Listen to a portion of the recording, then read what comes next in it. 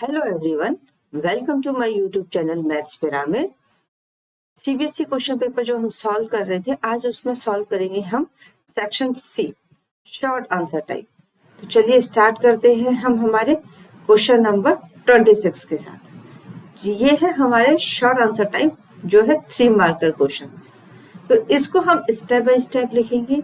अगर step by step लिखते हैं तो हम अच्छे मार्क्स पर ला सकते हैं, क्योंकि हमें स्टेप मार्किंग भी मिलती है। तो क्वेश्चन नंबर 26 से स्टार्ट करते हैं, जो कहता है prove that √5 is an irrational number. ये आपका रियल नंबर्स चैप्टर से है क्वेश्चन, और ये बहुत इंपॉर्टेंट है क्योंकि हर बार इस तरीके के क्वेश्चन आते हैं और हम हमारे चैनल पे इसको कई बार सॉल्व कर चुके हैं आपके लिए डिटेल में। अगर आपने वो जो वीडियो नहीं देखा है तो हमारे चैनल पे जाके देख सकते हैं, उसकी लिंक आपको डिस्क्रिप्शन बॉक्स में दे दी जाएगी। तो यहाँ पर हम उसको समझते हैं कि इस क्वेश्चन को हमें करना कैसे। तो इसको हम सॉल्व करते हैं कॉन्ट्राडिक्टरी मेथड से, जहाँ हम अज्यूम करते हैं कि लेट जो √5 है वो हमारा रैशनल नंबर है, क्योंकि हमें पता है रियल नंबर्स में या तो रैशनल नंबर्स होते हैं या इर्रेशनल नंबर्स होते हैं। तो हम इसको अज्यूम करेंगे कि हमारा जो √5 है वो रैशनल नंबर है। तो √5 को हम किस तरीके से रिप्रेजेंट करेंगे कि √5 इज इक्वल टू p/q, क्योंकि हम किसी भी रैशनल नंबर को p/q के फॉर्म में लिख सकते हैं, जहां पर q is not equal to 0। ये हमारी कंडीशन है। एंड p एंड q क्या है? p and q are coprime numbers. हम यहाँ पर को प्राइम नंबर्स ले रहे हैं। ऐसा क्यों कर रहे हैं? क्योंकि अगर नंबर्स हमारे को प्राइम नंबर्स होंगे तो उनके बीच का जो कॉमन फैक्टर होगा वो सिर्फ 1 होगा और कोई कॉमन फैक्टर नहीं होगा। जैसे कि एग्जांपल, अगर 2/3 हमने लिया है तो 2 और 3 के बीच में कोई भी कॉमन फैक्टर नहीं है। तो ये इसका जो है वो सिंपलेस्ट फॉर्म होता है। p/q हम रैशनल नंबर ले रहे हैं, तो यहाँ पर हमने अज्यूम किया है कि √5 जो है वो p/q है के फॉर्म में है, जहाँ p एंड q क्या है? रैशनल नंबर से। अब क्या करेंगे, हम इसमें कुछ स्टेप्स फॉलो करने होते हैं और दैट सिंपल।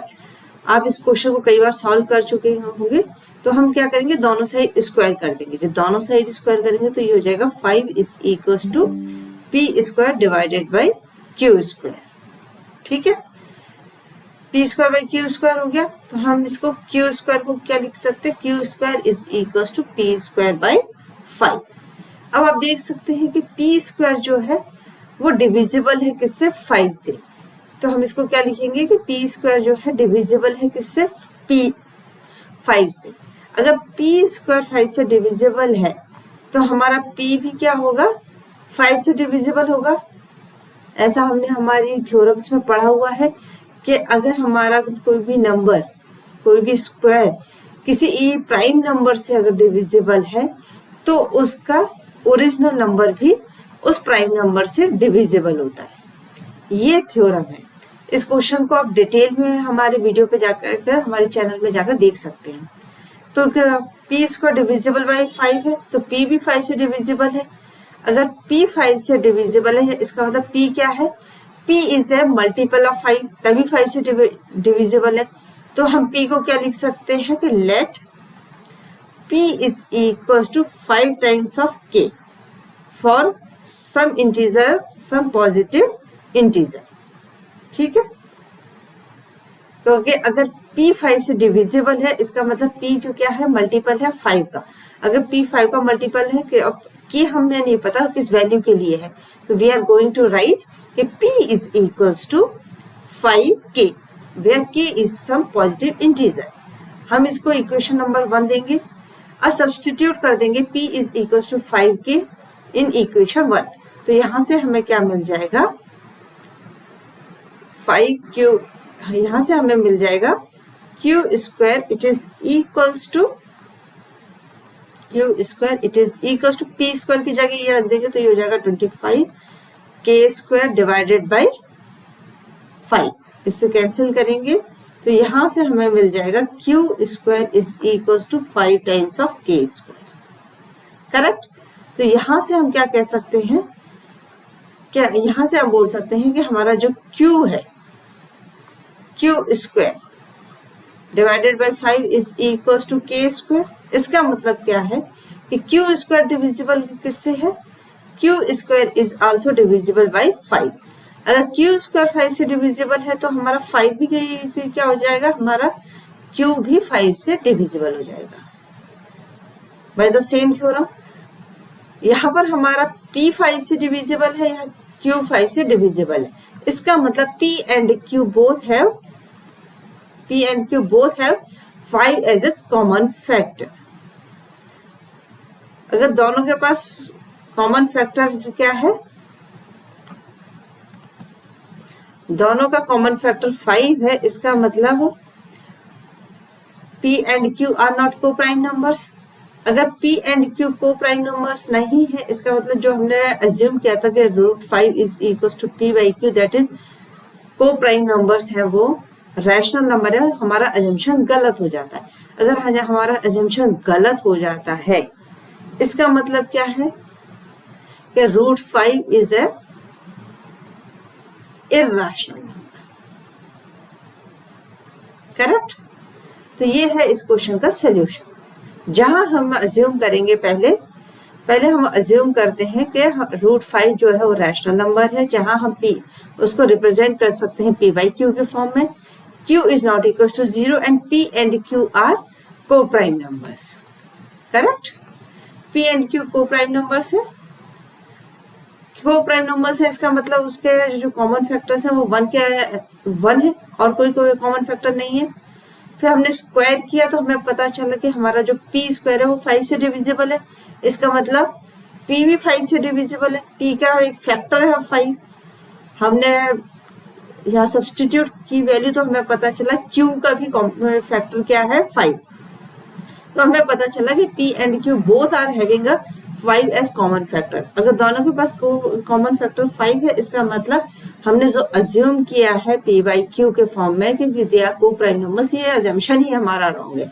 और अगर हमारा अजम्पशन रॉन्ग है, इसका मतलब √5 क्या है, √5 is a irrational number. Correct. अगर इसमें कोई भी डाउट हो तो मुझे कमेंट बॉक्स में लिख के जरूर बताइएगा। ये रियल नंबर्स का ये बहुत इंपॉर्टेंट टॉपिक है, क्योंकि इस पर क्वेश्चन आना फिक्स ही होता है। अब हम सॉल्व करते हैं हमारा नेक्स्ट क्वेश्चन। तो 26 के बाद हम सॉल्व करेंगे क्वेश्चन नंबर 31। इजी क्वेश्चन है ये, आपका प्रोबेबिलिटी बेस्ड क्वेश्चन है। तो चलिए स्टार्ट करते हैं। 2 dice are thrown at the same time. Determine the probability that sum of the numbers on 2 dice is 5. हमने क्या किया है कि एक डाइस पे जब हम एक डाइस को थ्रो करते हैं तो उसके आउटकम्स की प्रोबेबिलिटी कितनी होती है, 6। क्या क्या आउटकम्स होते हैं, 1 2 3 4 5 6। इनमें से कोई एक नंबर हमारा आएगा जब हम अपने डाइस को 1 टाइम थ्रो करेंगे। लेकिन यहाँ पे क्या बोल रहा है कि 2 dice are thrown at same time.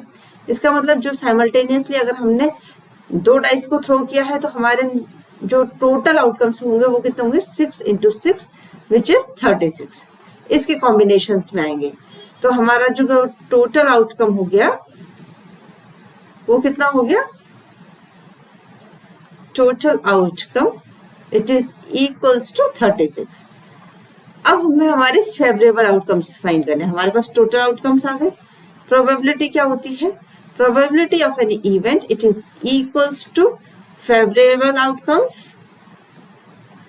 divided by total outcomes। Correct. तो हमें इसमें 2 पार्ट्स दिए गए हैं। पहला, sum of the numbers on 2 dice is 5। तो चेक कर लेते हैं हमारे फेवरेबल आउटकम्स। लेट फर्स्ट पे हमारा क्या है 1, तो सेकंड पे क्या आया होगा जिससे हमारा सम कितना हो जाएगा 5, 1 + 4 5। सेकंड पे क्या प्रोबेबिलिटी है कि ये यहाँ पे 4 होगा और यहाँ पे 1 होगा सेकंड डाइस पर। थर्ड पर प्रोबेबिलिटी क्या आएगी कि हमारा ये इस फर्स्ट डाइस पे 2 आया है और सेकंड पे कितना आया है 3। सिमिलरली यहाँ पर प्रोबेबिलिटी कितनी हो जाएगी, यहाँ पर प्रोबेबिलिटी हो जाएगी कि यहाँ पर 3 है, यहाँ पर कितना है 2। इसके अलावा हमारे पास कोई भी पॉसिबल आउटकम नहीं बनता है। तो हमारी यहाँ पे फेवरेबल आउटकम्स कितने हो गए, आपके फेवरेबल आउटकम्स हो गए इट इज इक्वल्स टू 4। तो आपकी प्रोबेबिलिटी कितनी हो जाएगी, आपकी प्रोबेबिलिटी हो जाएगी यहाँ पर probability of an event it is equals to favourable outcomes कितने हैं 4, टोटल कितने हैं 36। जब आप इसको डिवाइड करेंगे तो 1/9। तो ये हो गया आपका आंसर। अब सेकंड क्वेश्चन देख लेते हैं हमारा, इसका सेकंड पार्ट। यहाँ आपको बोला गया है difference of the numbers on the 2 dice is 3। अब हमें दोनों जो डाइस जो नंबर्स आ रहे हैं उनका डिफरेंस कितना होना चाहिए 3। तो स्टार्ट करते हैं। पहला अगर हमारा 1 आ रहा है तो दूसरे पे क्या होगा 4, करेक्ट। सेकंड प्रोबेबिलिटी क्या है कि यहाँ पर हमारा 4 है फर्स्ट डाइस पे और सेकंड पे 1।